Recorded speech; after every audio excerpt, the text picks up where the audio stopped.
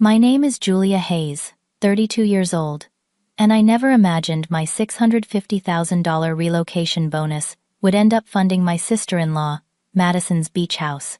When my mother-in-law Eleanor called laughing about how she had diverted my money, she thought I was powerless to stop her. What she never expected was that my calm reply would set in motion a corporate investigation that would wipe the smug smile right off her face.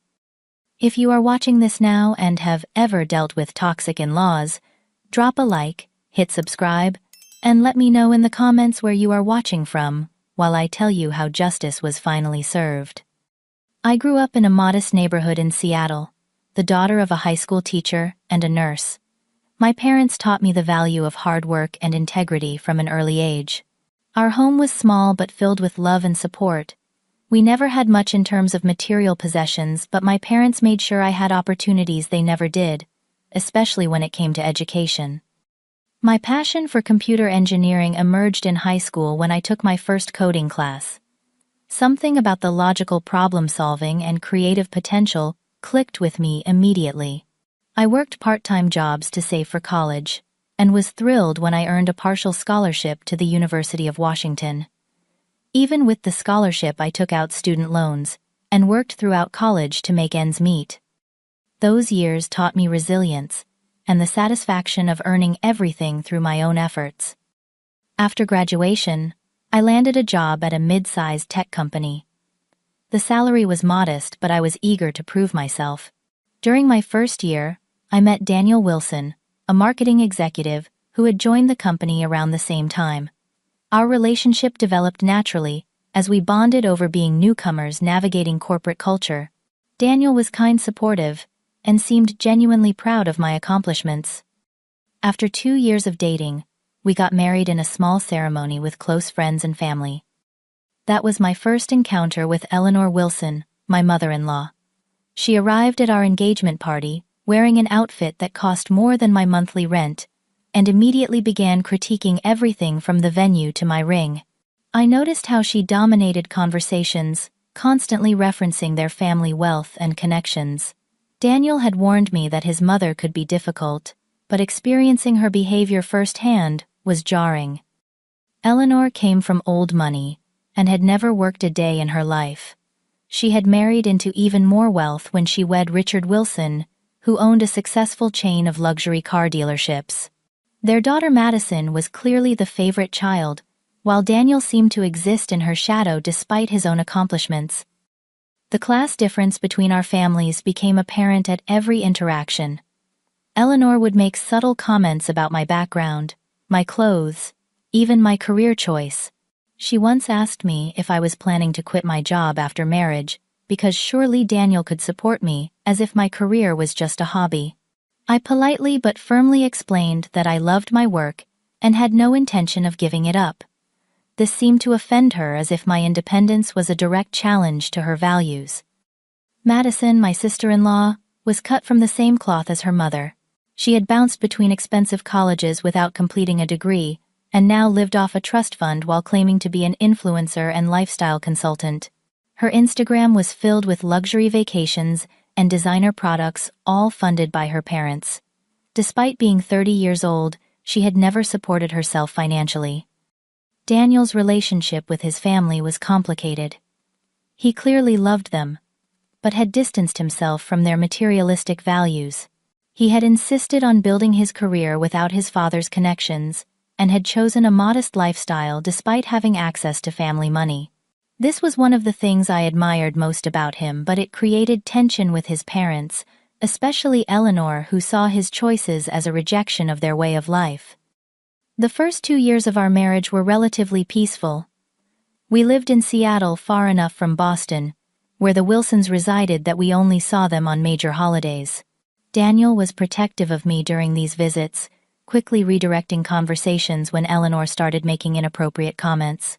We were building our careers and our life together, and despite the occasional family drama, we were happy. Everything changed when I was approached by Grace Technologies, one of the leading software companies in the country. They were impressed with the machine learning algorithm I had developed and offered me a senior position with their advanced research team. The job was a dream opportunity, with one major catch: it required relocating to their headquarters in Austin, Texas. Daniel and I spent weeks discussing the opportunity. It would mean uprooting our lives, finding him a new position, and moving far from our friends and support network. But the role offered creative freedom, resources for research, and a substantial salary increase. After careful consideration, Daniel encouraged me to accept the offer, saying we could make it work. What sealed the deal was Grace Technologies offering an exceptional relocation package: $650,000 to cover all moving expenses, housing costs, in Austin's expensive market, and compensation for Daniel's career transition. This was an unprecedented amount, reflecting how much the company valued my potential contribution. When I called my parents with the news, they were overjoyed and proud, already planning their first visit to Austin. Unfortunately, news of my professional success and the generous relocation package somehow made its way to Eleanor. The storm clouds were gathering, though I had no idea just how destructive they would become. The trouble began immediately after I signed the contract with Grace Technologies. Daniel and I were busily planning our move to Austin, researching neighborhoods and schools for our future, when Eleanor insisted we visit Boston to share our news in person. Daniel thought it was a peace offering, a chance for his mother to show support for our decision. I was skeptical, but agreed to the weekend trip. From the moment we arrived at their sprawling mansion in Beacon Hill, the atmosphere was tense. Eleanor had organized a dinner party, inviting family friends without warning us. Throughout the evening, she introduced me as her daughter-in-law, who works with computers, deliberately downplaying my new position. Meanwhile, she spoke at length about Madison's latest venture, a skincare line she was supposedly developing, though it seemed to exist only on social media. During dinner, Eleanor asked about our relocation plans in front of everyone. When Daniel mentioned the generous package from Grace Technologies, I saw something flash in Eleanor's eyes. Was it jealousy? Calculation? Whatever it was, made me uncomfortable. She pressed for details about the amount and how it would be distributed. Daniel, always proud of my accomplishments, shared more than I would have liked, explaining that the funds would be deposited in our joint account the following week before our move. The night ended with Eleanor making a toast that felt more like a backhanded compliment. She raised her glass and said, "Julia is so fortunate that companies these days feel the need to promote diversity hires with generous packages. We all know women in technology are so rare." I sat there stunned as the table fell awkwardly silent. Daniel squeezed my hand under the table and quickly changed the subject. Later that night in our guest room, I expressed my concerns to Daniel. Something about his mother's interest in our finances felt predatory. He assured me I was overreacting, that Eleanor was just trying to show interest in our lives in her own clumsy way. I wanted to believe him, but the knot in my stomach wouldn't go away. The next morning, I overheard Eleanor and Madison in the garden, their voices carrying through the open window. "Do you know how much money they are getting just to move?" Eleanor said. $650,000 for a glorified IT job. Meanwhile, you cannot even afford the down payment on that beach house you want in Cape Cod. "It is so unfair," Madison replied. "Daniel married beneath him, and gets rewarded, while I do everything right, and get nothing." Their words stung, but I walked away before I could hear more. I didn't tell Daniel about the conversation, not wanting to create more tension before we left. In retrospect, that was my first mistake. The week after our return to Seattle was a whirlwind of preparations. Grace Technologies confirmed the relocation funds would be deposited on Monday, giving us 2 weeks to finalize our move. I was immersed in wrapping up projects at my current job, while Daniel was interviewing for positions in Austin. We were excited and focused on our future. The money arrived as promised, appearing in our joint account Monday morning. I remember feeling a wave of relief, seeing the balance, knowing we could make a fresh start without financial stress. I called Daniel to confirm the deposit, and we agreed to begin making arrangements for the move that evening. But when I logged into our account after work, my blood ran cold. The entire sum, all $650,000, had been transferred out earlier that day, to an unknown account. I immediately called Daniel, who was as shocked as I was. He hadn't made any transfers. We contacted the bank in a panic, only to learn that the transfer had been authorized using Daniel's credentials from a device recognized by our account. As we were still processing this information, my phone rang. It was Eleanor. I put it on speaker so Daniel could hear.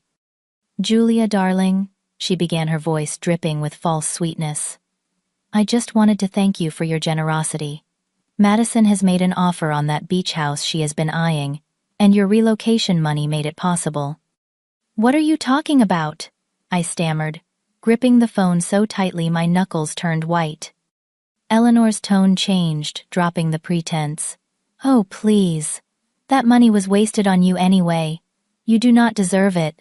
Madison has been dreaming of that property for years. Consider it the family helping the family. Daniel would agree if he wasn't so blinded by whatever spell you have cast on him." Daniel grabbed the phone. "Mother, what have you done?" he demanded, his face pale with shock. "Now, don't be dramatic, dear. I simply used the banking information you stored on your old laptop the last time you visited. You really should be more careful with your passwords. The money will benefit the family this way. That beach house will be a legacy for generations of Wilsons, not squandered on an unnecessary move for her career whim." She laughed, then a cold sound that sent chills down my spine. "You cannot do anything about it anyway. The money is already in the seller's escrow account. The deal closes tomorrow." As the reality of what she had done sank in, I felt physically ill. Our future had been stolen in an instant by someone who was supposed to be family. The relocation money wasn't just for housing, it was meant to support us while Daniel found new employment to cover the costs of our move across the country, to compensate for the higher cost of living in Austin. Without it, my dream job could slip away before it even began. My hands were shaking as I took the phone back. "Thanks for letting me know," I said quietly, surprising even myself with how calm I sounded. Eleanor seemed taken aback by my response. "Well, I am glad you are being reasonable about this. Perhaps you are smarter than I gave you credit for." I ended the call without another word, then turned to Daniel, who looked devastated and enraged simultaneously. "I need to call Grace Technologies," I told him, "and then I am calling the police."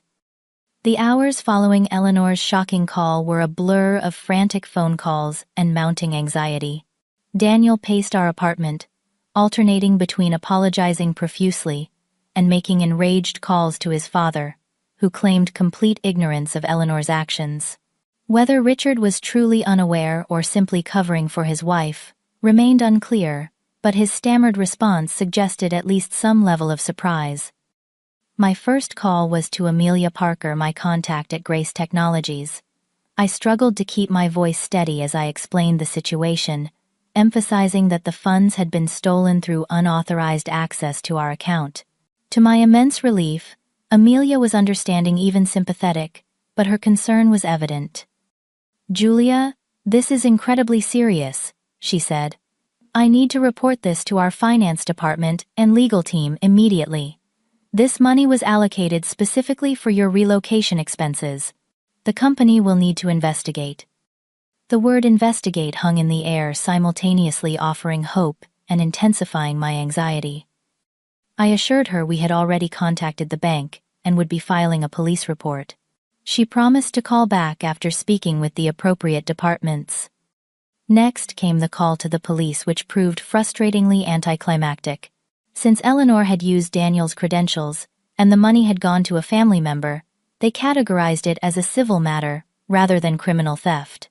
The officer suggested we consult an attorney, his tone implying this was just another family squabble over money. He couldn't see what was truly at stake: my career opportunity, our future, and the fundamental breach of trust. That night, sleep was impossible. Daniel and I sat at our kitchen table until dawn trying to formulate a plan. The weight of his guilt was palpable. He kept repeating that he should have been more careful with his passwords, that he should have recognized his mother's interest in our finances as predatory. I didn't blame him. His own mother had betrayed him as much as she had me. but our situation remained dire regardless. "We haven't lost everything," Daniel said around 3 in the morning, his voice hoarse. "We still have our savings. We could use that for the move, find a smaller place in Austin temporarily." But our savings wouldn't come close to covering what we needed, and we both knew it. Austin's housing market was expensive, and we'd need a significant portion just for deposits and first month's rent. Then there were the moving expenses, potential gaps in Daniel's employment, and all the unforeseen costs that come with relocating across the country. The next day brought new challenges. I called in sick to work, unable to face colleagues while my professional future hung in the balance. Daniel did the same, and we met with a lawyer who specialized in financial crimes. She listened carefully to our story, her expression growing increasingly grave. "So your mother-in-law accessed your account without permission, transferred a company-provided relocation bonus to purchase property for your sister-in-law, and openly admitted to doing so," the lawyer Sophia Grant clarified. When we confirmed this, she leaned forward. "That's not just a family dispute. That's wire fraud, identity theft, and possibly corporate fund misappropriation, which could implicate you both if Grace Technologies decides you were complicit." Her words sent a chill through me. I hadn't considered that the company might suspect us of collaborating with Eleanor. The lawyer advised us to document everything, gather any evidence of Eleanor's admission, and prepare for potential legal action, both to recover the funds and to protect ourselves from suspicion. As we left the lawyer's office, Amelia called with an update that made my stomach drop. Grace Technologies' financial compliance team was indeed launching a formal investigation. They would be sending investigators not only to speak with us, but also to interview Eleanor directly. The company needed to determine if this was truly theft or an elaborate scheme to misuse corporate funds. "I never wanted this to become so formal," I told Daniel as we drove home. "I just wanted the money back so we could move forward with our plans." His knuckles were white on the steering wheel. My mother brought this on herself. Maybe it's time she faced real consequences for once in her life. Over the next few days, the stress began to take a physical toll. I developed insomnia and lost my appetite. Daniel wasn't faring much better, alternating between dejected silence and bursts of anger directed at his family. He tried calling Madison, hoping to appeal to whatever conscience she might possess, but she refused to speak with him. The most painful aspect was watching our carefully laid plans crumble. We had already given notice at our jobs and apartment. Friends had organized a going-away party. My parents had booked flights to help us settle in Austin. Now everything was on hold, our future suspended in uncertainty. I found myself sitting in our half-packed apartment, surrounded by boxes labeled for a move that might not happen, fighting back tears of frustration. The injustice of it all was overwhelming. Years of hard work of proving myself in a male-dominated field had led to this opportunity. And in one calculated move, Eleanor had jeopardized everything because she couldn't stand to see her son's wife succeed. A week after Eleanor's call, I received an email that rekindled a flicker of hope. Grace Technologies' investigation team wanted to meet with us the following day. They were sending 2 corporate investigators to our apartment to take detailed statements before proceeding to Boston to confront Eleanor. "Maybe this is it," Daniel said, allowing himself to sound optimistic for the first time since the theft. "If the company is taking it this seriously, maybe they can pressure her in ways we can't." I wanted to believe him but feared getting my hopes up. Eleanor had spent a lifetime evading consequences through privilege and manipulation. Would this really be any different? That night Eleanor called again. Daniel put her on speaker without telling her I could hear. "Darling," she began, her voice artificially light.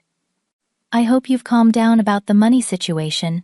Your father and I have been talking and we think this is all for the best. Madison's beach house will be a family asset. You and Julia can use it sometimes if you ask nicely." Daniel's response was ice cold. "Did you know Grace Technologies is sending investigators to talk to you, Mother? They're treating this as corporate fund misappropriation. Do you understand what that means?" There was a moment of silence before Eleanor laughed nervously. "Don't be ridiculous. This is a family matter. No company would involve themselves in a private financial decision. It wasn't a private decision, Daniel shot back. You stole money that was specifically allocated for Julia's job relocation. The company has every right to investigate where their funds went. Well, she huffed. I'll simply explain that you both changed your minds and decided to gift the money to Madison. It's your word against mine. Except for the fact that you literally called to brag about stealing it, I chimed in, unable to remain silent any longer. And I recorded that call. This was a bluff. We hadn't actually recorded anything, but Eleanor had no way of knowing that. Her sharp intake of breath suggested the possibility had never occurred to her. You wouldn't, she whispered. Try me, I replied, surprising myself with the steel in my voice. The call ended abruptly. Daniel and I exchanged glances, a tiny spark of triumph in our otherwise bleak situation. For the first time, Eleanor seemed rattled. It wasn't much, but it was something. The corporate investigators from Grace Technologies arrived precisely at 9 the next morning. Keith Morris and Angela Ramirez introduced themselves with the polite but serious demeanor of people accustomed to uncovering uncomfortable truths. They set up recording equipment in our living room and asked us to walk them through the entire situation from beginning to end. For nearly 3 hours we provided every detail we could remember. I shared the exact timeline of events from accepting the job offer to discovering the missing funds. Daniel explained his mother's history of controlling behavior and her obvious disdain for my career. We showed them bank statements documenting the transfer emails from the bank, confirming we had reported unauthorized access, and our correspondence with the police. Angela asked pointed questions about our financial situation before and after my job offer. Had we been having money problems? Did we have gambling debts or addiction issues? Was there any reason we might have willingly transferred the relocation funds? I understood they needed to eliminate all possibilities, but the implication that we might be lying still stung. Keith was particularly interested in Eleanor's admission. You say she called specifically to tell you she had taken the money, he clarified, looking up from his notes. Yes, Daniel confirmed. She wanted to gloat about it. She explicitly said the money was being used for my sister's beach house, and that Julia didn't deserve it anyway. Do you have any record of this call? Text messages, voicemails, anything documenting her admission? Keith pressed. We exchanged glances before I admitted. We don't have a recording of the first call when she confessed, but we do have text messages she sent afterward. I pulled up my phone and showed them a text from Eleanor that read, "The beach house closing went smoothly. Madison is ecstatic. You two will thank me someday for keeping the money in the family where it belongs." Angela photographed the message and made notes. Did you respond to this? I did, I said, scrolling to show my reply. What you did is theft. This isn't over. Eleanor's response had been typically dismissive. Don't be dramatic. No one will believe you anyway. Angela and Keith exchanged glances. This is helpful, Angela said carefully. But we'll need more to build a solid case. Mr. Wilson, you mentioned your mother accessed your banking information from an old laptop. Daniel nodded. I left my personal laptop at their house during our last visit before all this happened. I had logged into our joint account to pay some bills while we were there. I thought I had logged out, but clearly I hadn't, or she found a way to access the saved information. Keith made a note. Do you have any idea if your mother has technical expertise that would allow her to access secured information? Daniel shook his head. She can barely use her iPhone without calling Madison for help. But my father has an IT team for his business. She could have asked one of them to help her. Or she simply found your login information still stored on the laptop, Angela suggested. Either way, accessing your account without permission constitutes unauthorized access under federal law. As the interview concluded, Keith explained their next steps. We'll be flying to Boston tomorrow to interview your mother-in-law. Based on what we've gathered here, there's substantial evidence of fund misappropriation. Grace Technologies takes this extremely seriously, both because of the amount involved and because it directly impacts an employee's ability to fulfill their contractual obligations. What happens if you determine she did steal the money? I asked, trying to keep the desperate hope out of my voice. In cases like this, the company typically pursues full restitution, Keith explained. That would mean the return of all misappropriated funds. Additionally, there may be legal consequences depending on how your mother-in-law responds to our investigation. After they left, Daniel and I allowed ourselves a moment of cautious optimism. The investigators seemed to believe us, and they were taking the case seriously. But Eleanor had spent a lifetime manipulating situations to her advantage. Would this time really be different? That evening, we received a flurry of texts from Madison. The first read, "Why are you doing this to Mom? She was just trying to help me." The next escalated, "You're both so selfish. I deserve that beach house after everything I've been through." And finally, Mom is freaking out about some corporate investigation. "This is going too far. Call it off, or you'll regret it."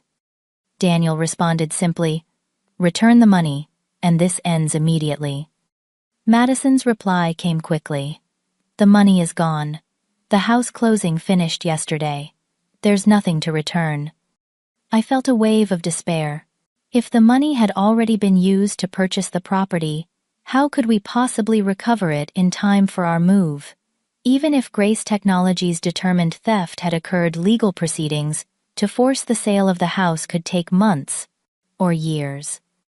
Daniel must have sensed my distress because he pulled me into a tight embrace. "This isn't over," he promised. "If my mother and sister think they've won, they don't know who they're dealing with." That night we received an unexpected call from Richard, Daniel's father. His normally confident voice sounded strained. "Daniel," he began hesitantly, "your mother told me about some misunderstanding regarding Julia's relocation funds. I'm sure we can sort this out as a family." Daniel's laugh was bitter. "A misunderstanding? She committed identity theft and wire fraud, Dad. She stole $650,000 that was meant for our future. That's not a misunderstanding." There was a long pause before Richard spoke again. "These investigators who are coming tomorrow, how serious is this?" "Very," Daniel replied. "Grace Technologies doesn't take the theft of corporate funds lightly. They could pursue criminal charges." Another pause, longer this time. "I'll talk to your mother," Richard finally said. "And Madison, this may have gone too far." After he hung up, Daniel turned to me, a glint of satisfaction in his eyes. "He's worried. Dad doesn't get worried unless there's a real threat to their precious reputation or lifestyle." For the first time in days, I allowed myself to imagine a positive outcome. If Richard was concerned enough to intervene, perhaps Eleanor would finally face consequences she couldn't charm or buy her way out of. The next morning, we received a call from Angela. "We're about to meet with Mrs. Wilson," she informed us. "I wanted to let you know that our financial forensics team has traced the full path of the funds. We have documentation showing the money went directly from your account to an escrow account for a property purchase in Cape Cod with Madison Wilson listed as the buyer." This confirmation of what we already knew was still validating. The company had concrete proof of where their money had gone, but what happened next would determine whether that proof could actually help us. "What are the chances we can recover the funds?" I asked, trying to keep my voice steady. Angela's tone was carefully neutral. "That depends on how cooperative Mrs. Wilson is today. But I can tell you that Grace Technologies is prepared to pursue this aggressively, including potential legal action against all parties involved in misappropriating company funds." After we hung up, Daniel and I sat in tense silence, both staring at our phones waiting for news. The investigators would be meeting with Eleanor right now. I tried to imagine her reaction to being confronted by corporate investigators with evidence of her theft. Would she maintain her entitled attitude, or would the reality of potential consequences finally break through? Hours passed with no updates. I tried to distract myself by continuing our packing. We had decided to proceed, as if the move would happen, refusing to give up hope. Daniel called his father twice, but got no answer. Finally, just after 6 in the evening, my phone rang. It was Keith Morris. "Miss Hayes," he said, his professional tone giving away nothing. "We've completed our interview with Eleanor Wilson and have some information to share with you and Mr. Wilson. Are you both available to talk?" "Yes," I replied, my heart pounding as I put the phone on speaker. Daniel grabbed my hand, squeezing it tightly as we prepared to hear either wonderful news or the final death of our hopes. Keith's voice came clearly through the speaker, measured but with an undercurrent of satisfaction that made my pulse quicken. Mrs. Wilson was initially quite resistant to our questioning. She maintained that the funds were a gift from you and Mr. Wilson to help your sister-in-law purchase a vacation property. Daniel made a disgusted sound, but Keith continued. However, when we presented evidence of the unauthorized account access and the text messages in which she essentially admitted to the theft, her demeanor changed significantly. When we explained that Grace Technologies was prepared to pursue criminal charges for wire fraud and misappropriation of corporate funds, Mrs. Wilson became considerably more cooperative. I held my breath, afraid to hope. "What does that mean exactly?" "It means," Angela chimed in, "that Mrs. Wilson has agreed to return the full amount of $650,000 to Grace Technologies within 24 hours. The company will then redistribute the funds to you as originally intended." The relief was so overwhelming that I couldn't speak. Daniel thanked them, his voice thick with emotion, and asked how this would be possible if the money had already been used to purchase the beach house. Keith explained. "According to Mrs. Wilson, the property purchase has not actually been completed. The funds were in escrow, but the final paperwork had not been processed. She claims she can retrieve the money by canceling the purchase agreement." I found my voice again. "And you believe her?" "We've verified this with the real estate company handling the transaction," Angela assured us. "Additionally, we've made it clear that if the funds are not returned by this time tomorrow, Grace Technologies will file formal charges and pursue maximum penalties. Given the potential consequences to both her freedom and the family's reputation, we believe Mrs. Wilson will comply." After we ended the call, Daniel and I sat in stunned silence for several moments before he pulled me into a fierce hug. "We just got our future back," he whispered against my hair. The next 24 hours were the longest of my life. We tried to carry on with normal activities, packing, finalizing details for the move, but both of us checked our phones obsessively for updates. Would Eleanor actually follow through, or was this just another delay tactic? At exactly 5 o'clock the following afternoon, I received an email from Amelia at Grace Technologies. The subject line read, simply, "Funds recovered." The message confirmed that Eleanor had returned the full amount as promised, and the company would be depositing the relocation package into a new secure account they had established for us. She ended with congratulations and her excitement to welcome me to the Austin office as planned. I called Daniel, immediately reading him the email through happy tears. When I finished, he was quiet for a moment. "I need to call my father," he finally said, his voice resolute. While Daniel had that difficult conversation in our bedroom, my phone rang again. The caller ID displayed a number I didn't recognize, but I answered anyway, still riding the high of our victory. "Is this Julia Hayes?" a woman's voice asked. "Yes, this is Julia," I confirmed cautiously. "Miss Hayes, my name is Diana Lewis. I'm with the Boston Globe. We're running a story about Eleanor Wilson's attempted misappropriation of corporate funds from Grace Technologies. Would you care to comment?" I nearly dropped the phone in shock. "How did you hear about this?" "Miss Hayes, this is quite a significant story. Eleanor Wilson is a prominent figure in Boston society, and allegations of financial crimes involving such a substantial sum are newsworthy. We understand the company conducted an investigation and forced Mrs. Wilson to return funds she had diverted from your relocation package." The realization hit me like a wave. The investigation wasn't just resolving our personal situation, it was becoming public knowledge. Eleanor's worst fear, damage to her precious reputation, was coming true. I declined to comment, telling the reporter I needed to consult with Grace Technologies before making any public statements, then immediately called Amelia back. She confirmed what I had begun to suspect. Word of the investigation had leaked, likely from someone at the real estate company, when the beach house purchase was suddenly canceled. Grace Technologies had not intended to publicize the situation, but they wouldn't deny it either if asked directly. Corporate theft was taken seriously, and they had documentation of everything that had occurred. When Daniel emerged from the bedroom, his expression was grim but resolved. "My father is devastated," he said. "Not because Mother did something wrong, but because she got caught. He's worried about their social standing, about business connections, about what their friends will think." "And Madison?" I asked hesitantly. "Furious, of course.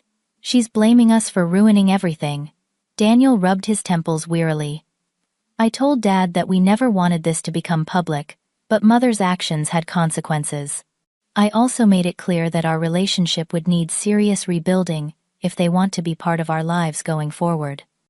As evening fell, my phone began buzzing with text notifications from unknown numbers. Somehow my contact information had been leaked, and journalists were reaching out for comments. Daniel was receiving similar messages. We decided to turn off our phones and take the evening to process everything that had happened. The next morning, we woke to find that several Boston news outlets had indeed run stories about Eleanor Wilson's financial misconduct. The articles were carefully worded to avoid outright accusations of criminal behavior, but they clearly outlined how she had diverted corporate funds meant for her son and daughter-in-law's relocation. For a woman whose entire identity was built around social status and the appearance of propriety, this public exposure was perhaps the harshest punishment possible. 2 days later, as we were finalizing our moving arrangements, I received a text from Eleanor herself, the first direct communication since her gloating call about taking our money. "I hope you're satisfied with the damage you've caused to this family," it read. "Our reputation is in tatters because you couldn't handle a simple family financial arrangement. Madison has lost her dream home and barely leaves her room. Richard is fielding calls from concerned business associates, all because you had to involve your company instead of keeping family matters private." I showed the message to Daniel, who shook his head in disbelief. Even now, she sees herself as the victim. She hasn't learned a thing. I drafted and redrafted my response several times before settling on "Eleanor, you stole $650,000 that was meant for our future.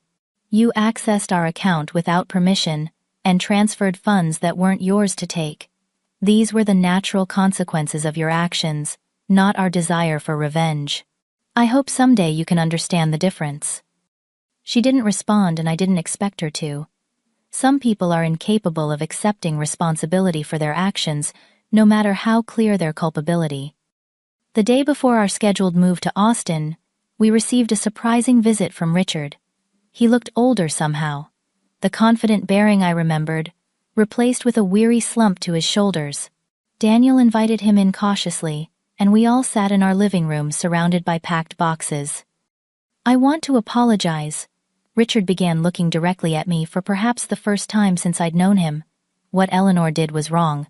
I should have taken it more seriously from the beginning, instead of trying to dismiss it as a family disagreement." His apology seemed genuine, if belated. I nodded my acknowledgement, but let Daniel take the lead in responding. "Why did you come, Dad?" he asked gently. Richard sighed heavily. "I wanted to see you before you left, and to let you know that Eleanor and I are getting counseling. This situation has forced us to confront some uncomfortable truths about our family dynamics, especially regarding how we've treated you, Julia." He turned to me again. "I allowed Eleanor's prejudice against your background to influence my own perception. I failed to recognize your worth as an individual and as a positive influence on my son. I'm deeply sorry for that." The apology was unexpected and moved me more than I cared to admit. "Thank you, Richard," I said simply. "That means a lot." We talked for nearly an hour. Richard explained that the public exposure had indeed been difficult for Eleanor, but perhaps necessary. Several of their friends had distanced themselves, and she was experiencing social consequences for perhaps the first time in her life. Madison was struggling to accept that her beach house dreams had evaporated, but Richard had finally stopped enabling her financial dependence and was encouraging her to find meaningful work. As he prepared to leave, Richard handed Daniel an envelope. "It's not much, but I hope it helps with the move," he said. "Consider it a personal housewarming gift from me, completely separate from the company funds." Inside was a check for $20,000. It was a generous gift, though notably less than what Eleanor had attempted to steal. More significant than the amount was the gesture. It represented Richard's first step toward making amends and rebuilding a relationship with his son. After he left, Daniel and I reflected on the whirlwind of events that had led us to this point. The theft that had nearly derailed our future had ultimately forced important truths into the open. Eleanor's actions had been exposed, yes, but so had deeper issues within the Wilson family, dynamics issues that might never have been addressed otherwise. The next morning we boarded our flight to Austin with mixed emotions. Relief that the relocation funds had been recovered and our plans could proceed. Satisfaction that Eleanor had faced consequences for her actions. Hope that Richard's apology might represent the beginning of healthier family relationships, and excitement for the new chapter we were about to begin together. As the plane took off, Daniel squeezed my hand. "Eleanor thought she was punishing you for daring to succeed on your own terms," he said quietly. "Instead, she gave you the perfect opportunity to prove just how formidable you really are." I smiled, watching Seattle recede beneath us. The road ahead wouldn't be easy, establishing myself in a new position, building a life in an unfamiliar city, navigating the complicated aftermath with Daniel's family. But we had faced a significant challenge together and emerged stronger for it. Whatever came next, I was ready. Our arrival in Austin marked the beginning of a fresh chapter. The relocation funds, now securely in our new account, allowed us to rent a lovely home in a neighborhood close to the Grace Technologies campus. After the turmoil of recent weeks, there was something deeply satisfying about unpacking our belongings in a space that represented all we had fought for.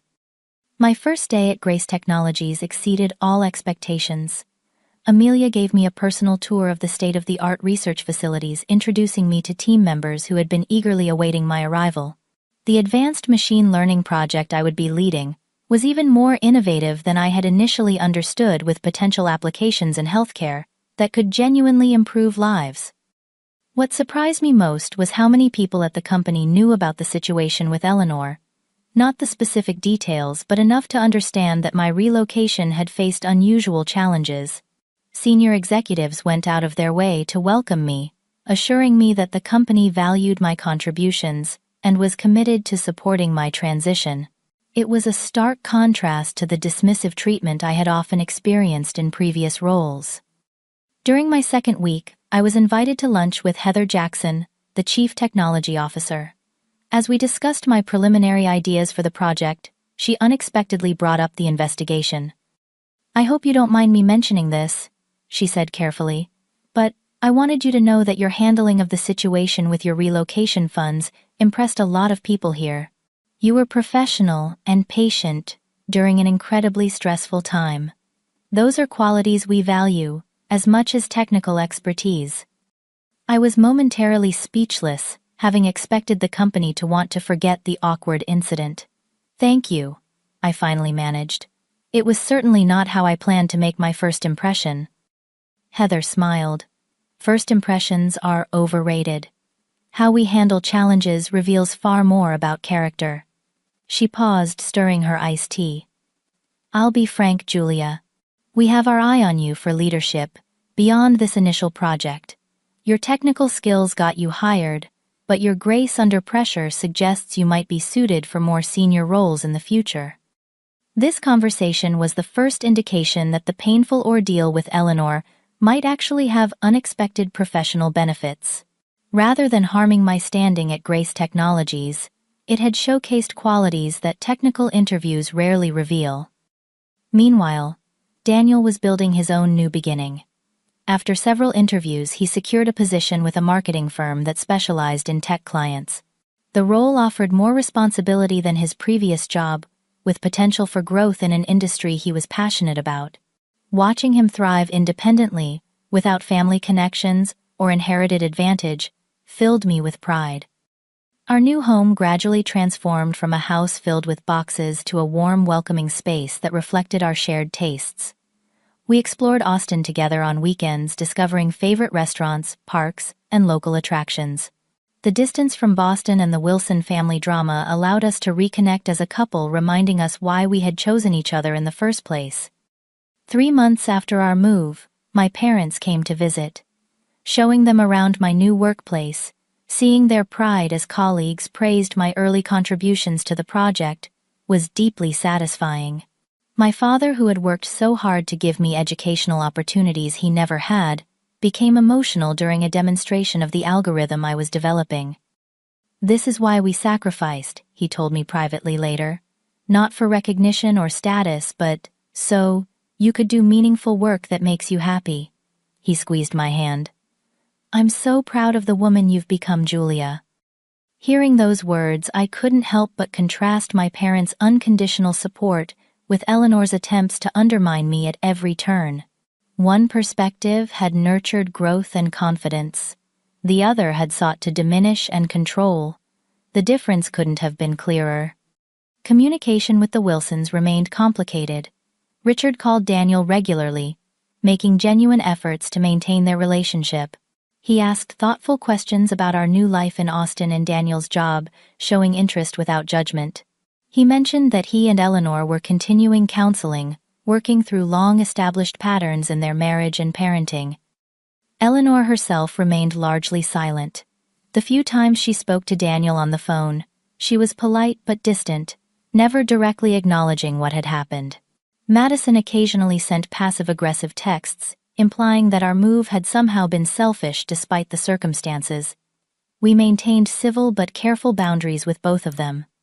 6 months after our relocation, the machine learning project I was leading achieved a significant breakthrough. Our algorithm demonstrated unprecedented accuracy in early disease detection, potentially allowing for intervention months earlier than current methods. Grace Technologies organized a presentation for stakeholders and medical partners, and I was asked to lead it. Standing before a room of industry leaders and healthcare professionals, explaining the technology that could save countless lives, I experienced a profound sense of purpose. This was why I had fought so hard to protect this opportunity. Not for the title or the salary, but for the chance to create something meaningful. After the presentation, which was met with enthusiastic response, Amelia pulled me aside. "We have something to discuss," she said with a smile. "The company wants to fast-track your advancement.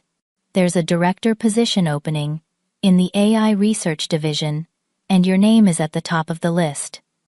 The promotion would represent a significant jump in both responsibility and compensation, coming much sooner than I had expected. I was momentarily overwhelmed, thinking of the journey that had led to this point. Just months ago, I had been fighting to recover stolen funds and salvage my career opportunity.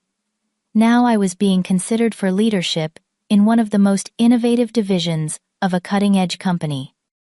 That evening, I shared the news with Daniel over dinner at our favorite local restaurant. His face lit up with genuine joy and pride. "You absolutely deserve this, Julia.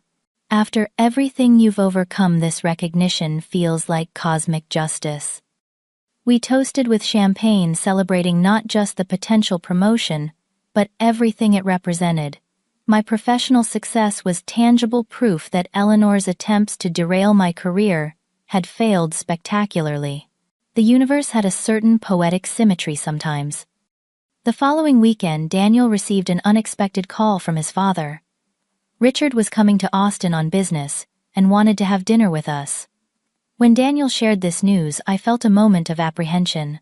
Our new life felt sacred, somehow protected by distance from the Wilson family drama. But Richard had made genuine efforts to make amends, and rejecting his overture seemed unnecessarily punitive. We agreed to meet him at a restaurant downtown. When Richard arrived, I was struck by how different he seemed from the intimidating figure I remembered. He greeted me with a warm hug, something he had never done before, and throughout dinner showed sincere interest in both my work and Daniel's.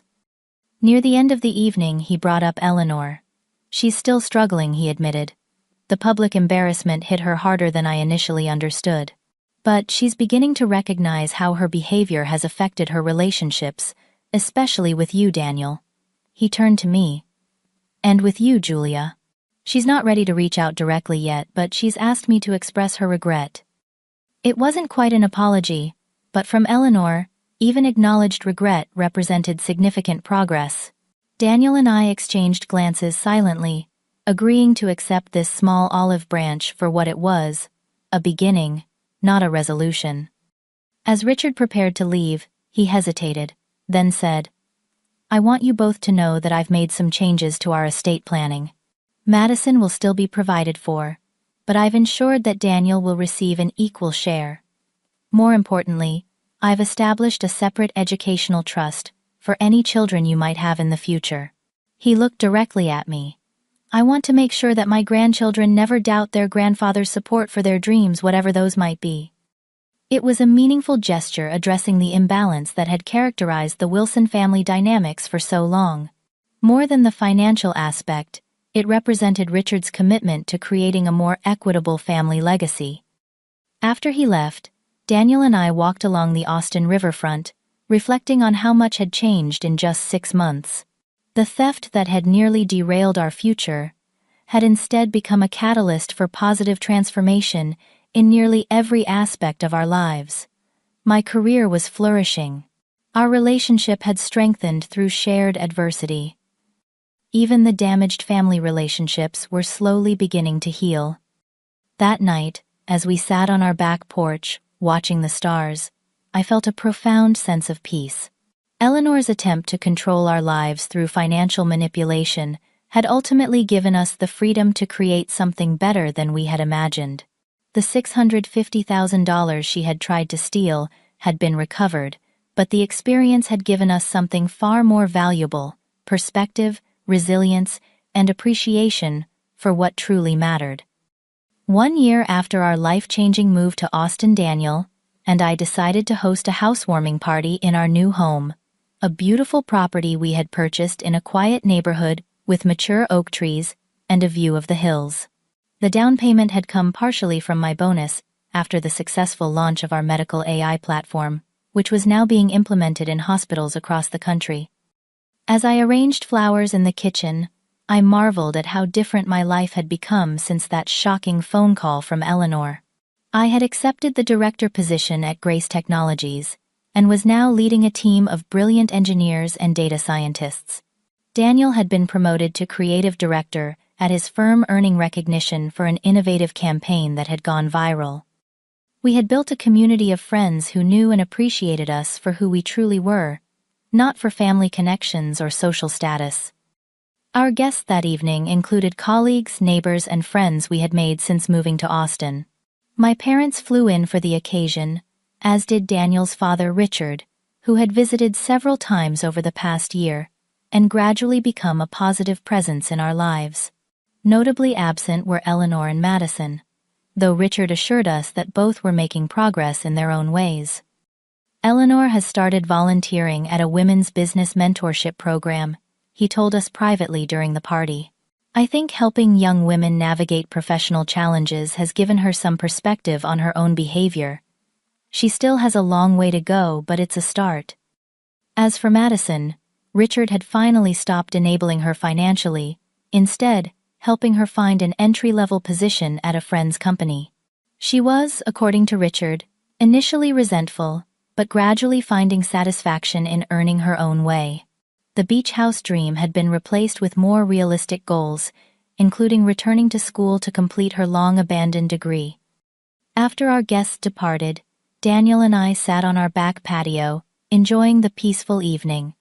Looking at the home we had built together, I reflected on the unexpected lessons from our ordeal with Eleanor. You know what? I realized, I said to Daniel, who was contentedly sipping his nightcap. What Eleanor did was terrible, but in some ways, it was the best thing that could have happened to us. He raised an eyebrow, intrigued. How so? It forced us to confront the unhealthy dynamics that had been simmering beneath the surface for years, I explained. If she hadn't done something so extreme, we might have continued tolerating the small indignities, the subtle undermining, the constant judgment. We might never have established proper boundaries. Daniel nodded thoughtfully. And professionally, it actually elevated your standing at Grace Technologies. They saw how you handled a crisis with integrity and patience. It's strange how life works sometimes, I mused. The money was important. It represented our future, our dreams. But the experience of fighting for what was rightfully ours taught us something: money can't buy the confidence to stand our ground, and the wisdom to recognize what truly matters. The $650,000 relocation package had been the catalyst for profound change, but the true value of our journey couldn't be measured in dollars. It was evident in the strength of our relationship, in our professional accomplishments, in the healthier family dynamics, slowly taking root, and in our growing confidence to create lives authentic to our own values rather than others' expectations. 2 years after the incident, I received an email that left me momentarily speechless. Eleanor had written to me directly for the first time since her theft attempt. The message was brief but significant. "Julia, I've been working with my therapist to understand the harm I've caused, particularly to you. My behavior was inexcusable. The sense of entitlement I felt over money that was meant for your professional advancement reflected deep-seated issues I'm still addressing. I don't expect forgiveness, but I wanted you to know that I recognize the wrong I did. Congratulations on your continued success at Grace Technologies. Eleanor." It wasn't a perfect apology, but it represented remarkable progress from a woman who had once been incapable of acknowledging any wrongdoing. I showed the message to Daniel, who read it with widened eyes. "Never thought I'd see the day," he murmured. "Do you think you'll respond?" I considered the question carefully. Yes, I decided. Not to absolve her, but to acknowledge the effort it must have taken to reach out. My reply was simple. "Eleanor, thank you for your email. I appreciate your acknowledgement of what happened and your efforts toward growth. While the past cannot be undone, I believe in the possibility of a healthier future relationship built on mutual respect, Julia." Our communication remained limited after that exchange, but the toxic animosity that had characterized our relationship began to dissolve. When we occasionally visited Boston, we would meet Eleanor for brief civil interactions. She made efforts to ask appropriate questions about my work, no longer dismissing my career as a hobby or diversity hire. These small steps toward respect, while imperfect, represented significant progress. The story of Eleanor's attempted theft eventually became something we could discuss openly, even with a touch of dark humor. At a dinner with close friends in Austin, someone asked how we had decided to make the cross-country move. "Well," Daniel began with a wry smile, "it's quite a story. My mother decided my wife's relocation bonus would make a lovely beach house for my sister." As he recounted the tale, I watched our friends' expressions shift from shock to disbelief to admiration for how we had handled the situation. Sharing the story no longer felt painful. Instead, it highlighted how far we had come and the strength we had discovered within ourselves. Perhaps the most profound change was in how I viewed my own worth, both professionally and personally. Eleanor's dismissive attitude had temporarily shaken my confidence, making me question whether I truly deserved the opportunities I had earned. Fighting to reclaim what was rightfully mine had permanently banished those doubts. I knew with absolute certainty that my achievements were the result of my own abilities, perseverance, and hard work. 3 years after our move to Austin, I was invited to give a keynote address at a Women in Technology conference. Standing before hundreds of female engineers, data scientists, and tech executives, I shared not only my professional journey, but also the personal challenges I had overcome, including the theft of my relocation funds. The story resonated deeply, particularly with women who had faced their own battles for recognition and respect in male-dominated fields or within their own families. Afterward, a young engineer approached me with tears in her eyes. "Thank you for sharing your story," she said earnestly. "My father-in-law constantly undermines my career, telling my husband I'm wasting my education. Hearing how you stood your ground gives me courage to do the same. Moments like these reinforce that our personal struggles, when shared, can become sources of strength for others. Eleanor's attempt to diminish me had instead created a platform from which I could help lift other women facing similar challenges. As I reflect on our journey now, I'm struck by how an act intended to harm us ultimately became a catalyst for profound growth and positive change. The $650,000 that Eleanor attempted to steal was recovered. Yes, but the experience gave us something far more valuable: perspective on what truly matters in life. True wealth isn't measured in dollars or properties, but in having the courage to stand up for yourself, the wisdom to set healthy boundaries, and the confidence to create a life aligned with your own values rather than others' expectations. Eleanor's theft attempt was painful, but it forced us to confront issues that might otherwise have festered indefinitely. In fighting for what was rightfully ours, we discovered strengths we never knew we possessed. If you're watching this and facing your own battles with toxic family members or workplace undermining, remember that standing your ground isn't just about the immediate issue at stake. It's about claiming your right to be respected and valued. Sometimes the most painful challenges become the most powerful catalysts for positive transformation. Have you ever had to stand up to someone who tried to undermine your success? How did you handle it, and what did you learn from the experience? I'd love to hear your stories in the comments below. Don't forget to like this video and subscribe if you found value in my story. And remember, sometimes the people who try to diminish your light are simply afraid of how brightly you shine. Thank you for listening, and may you find the courage to stand firm in your own worth, whatever challenges you face.